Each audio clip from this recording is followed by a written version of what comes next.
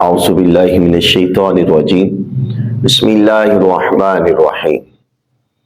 ہم نے پہلے نجاست کے حوالے سے گفتگو کی، اب ہماری گفتگو جو ہے وہ وضو کے حوالے سے ہے۔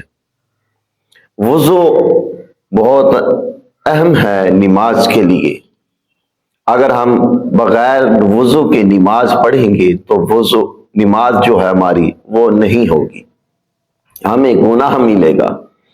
ایسے ہی بغیر وضو کے ہم قرآن پاک کو چھوئیں گے، قرآن پاک کو پکڑیں گے تو ہمیں گناہ ملے گا۔ اس لیے وضو کے حوالے سے رب کائنات نے قرآن مجید کے اندر حکم دیا۔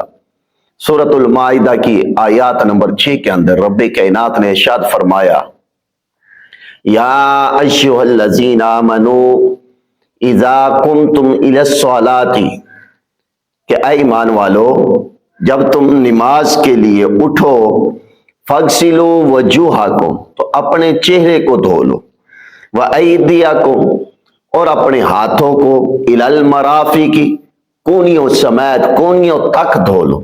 آگے فرمایا رب کائنات، وامسحوا برؤوسکم، پھر اپنے سر کا مسح کرو، وارجلکم الی الکعبین، اور پھر اپنے پاؤں کو ٹخنوں تک دھو لو۔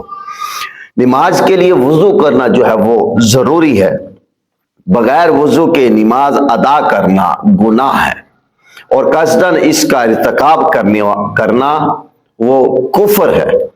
وضو کا لغوی معنی جو ہے وہ حسن اور نظافت ہے، لیکن شروع میں وضو کی تعریف جو ہے وہ یہ ہے کہ دونوں ہاتھ، چہرہ اور مخصوص اعضاء مخصوصہ کو مخصوص کیفیت کے ساتھ دھونا، یہ وضو کہلاتا ہے۔ اس لیے آج سے ہماری گفتگو جو ہے وہ وضو سے شروع ہو رہی ہے، اور اس لیے رب کائنات نے قرآن مجید کے اندر وضو کی جو تاکید فرمائی۔ انشاءاللہ تعالی اب ہم اس سے آگے وضو کے فرائض، سنت، مستحبات، واجبات، اور پھر وضو کا طریقہ، وضو سنت، انشاءاللہ ہم تفصیل کے ساتھ آگے پڑھیں گے۔